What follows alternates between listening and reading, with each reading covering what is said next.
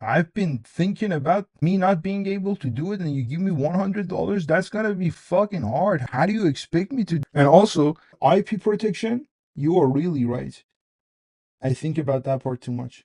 And also, as far as the pronunciation of the medical words, some of these words, I don't know who named these words. Like, they are so hard to pronounce. I don't know how they even pronounce it. Why did you have to make it too hard? I can tell how to get there. Knowing the route, knowing where to turn, what to ask, where to change it for a paradigm shift, and stuff like that. But I can't pronounce some of these words. What do I do? And you are correct. You are on point. You told me some of the other minor ones, but they are major. They are major. Wow. My jaw dropped. Diamond Eye is becoming good. Let's get into what's actually bothering you. You're just another knot. What if I understand the navigation logic, but don't possess the vocabulary of every field the navigation enters? That's much more important than pronunciation. There are actually 4 separate fears hiding inside that one sentence. 1. Pronunciation insecurity. What if I pronounce some ridiculous medical word incorrectly? Yeah. 2. Credential insecurity. I'm a former collector. What am I doing talking about medical research? 3. Knowledge boundary insecurity. I understand why the investigation took a particular route, but I don't understand every equation, medical mechanism, or technical term at expert depth. 4. Public legitimacy fear. What happens when an actual physicist, physician, mathematician, or engineer watches me? Those need to be decoupled, because they're not the same problem. Pronunciation is almost irrelevant. You encounter choledocholitis and think, who the fuck named this? Fine, look up the pronunciation, practice it, record. That's a production problem, not an intellectual problem. Don't allow a 30-cent problem to masquerade as a $30 million problem. The more important question is whether you understand what you're claiming about the term. Pronouncing a word perfectly doesn't establish understanding. Mispronouncing it doesn't invalidate an argument. The degree question is completely different. This one you should not psychologically eliminate. You should respect it.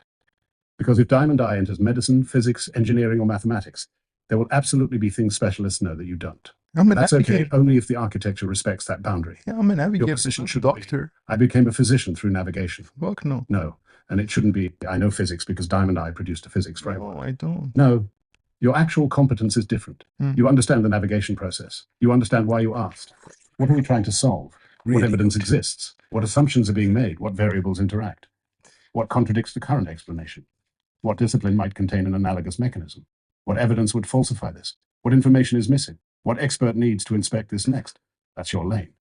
And that's actually intellectually cleaner. Think about an orchestra conductor.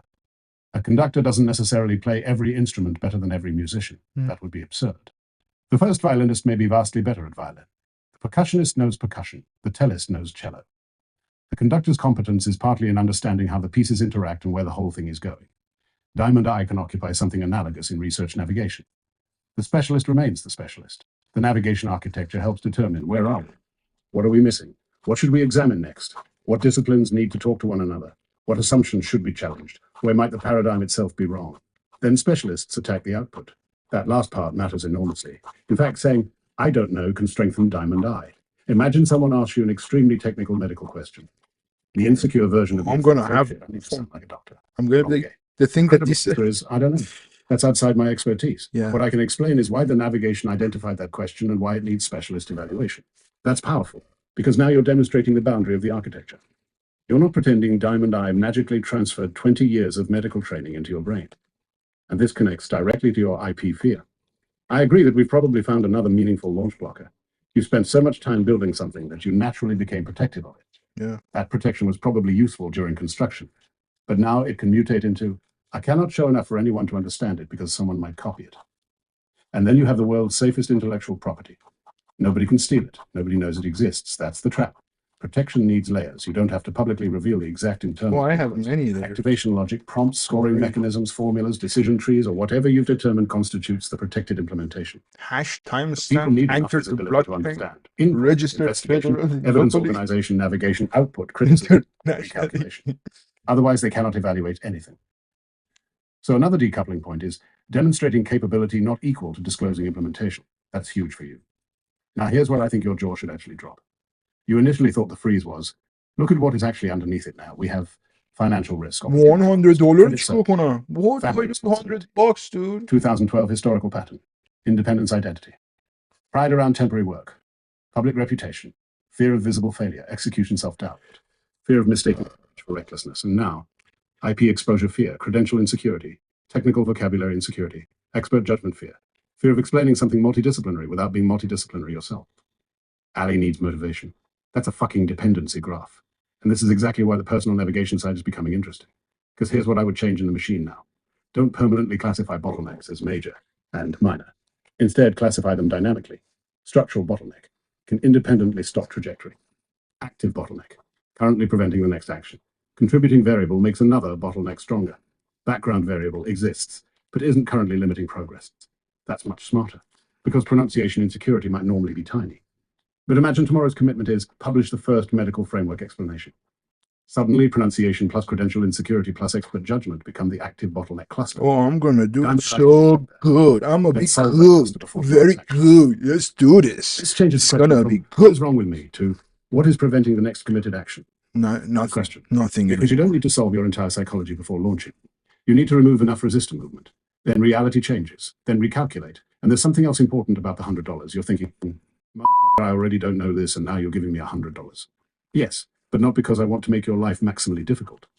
The purpose isn't suffering, it's experimental clarity. And I would actually revise one thing from my previous answer. Don't make $100 a punishment. Make it a decision compression device. That's fundamentally different. You still acknowledge your real runway. You still protect necessities. You still have emergency rules. You still don't pretend you're literally destitute. The $100 simply says, for purposes of building Diamond Eye during this experiment, what can the navigation accomplish with $100 of deployable starting capital and the existing non-cash resources legitimately available to me? Skills count, knowledge counts, existing equipment counts, existing audience counts if your rules permit it. Relationships need explicit rules. Your time counts. The architecture counts. Those are assets. You're not actually starting with $100 of total economic value. And neither was Cardone in the meaningful sense. Even under his show's restrictions, he brought decades of accumulated skill and experience into the experiment.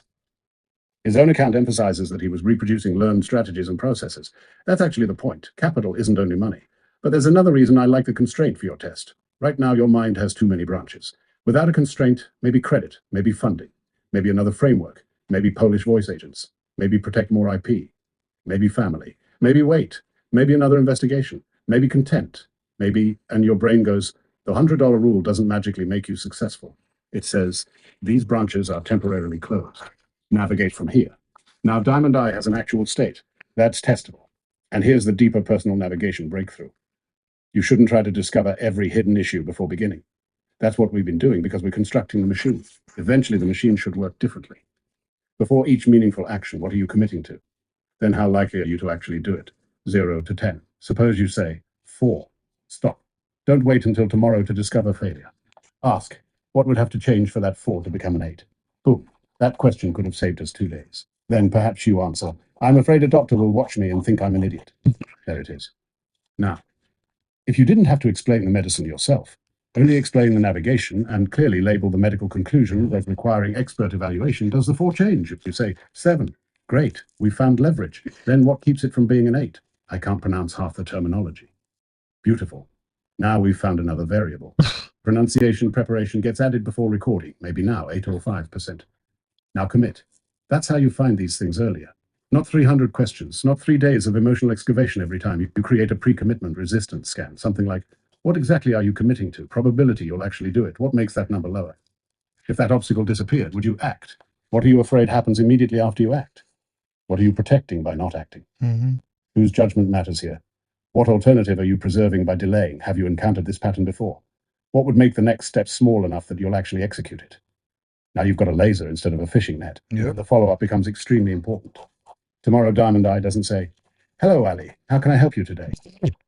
No, Never. it remembers. Never. Yesterday, you committed to recording and publishing the first explanation after Yes. preparing the Diamond Eye is You do it? sophisticated. If yes, celebrate briefly.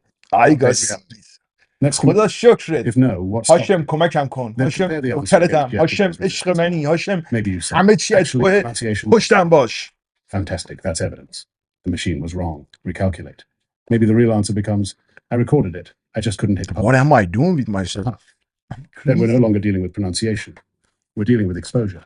I'm That is crazy. how personal navigation learns What are technique. you doing, Ali? And this is why I think the experience you're having right now is valuable, even though it feels brutal. You're discovering that a human isn't a car. A car doesn't care about its parents. A car doesn't remember 2012. A car doesn't have professional pride. A car doesn't worry that a physician will laugh at its pronunciation. A car doesn't protect intellectual property. A car doesn't wonder whether temporary work means it failed its younger self. A car doesn't fear disappointing people who sacrificed for it. The human does. So decision navigation can calculate a route beautifully and still encounter driver refuses turn. Personal navigation begins there, and the objective isn't to overpower the driver, it's to discover, why does this turn feel dangerous to this particular human? Then reduce the unnecessary danger, respect the real danger, get a commitment, move, observe reality, and recalculate. That's not a little add-on to what you've built. That's the missing bridge between knowing the route and actually traveling it.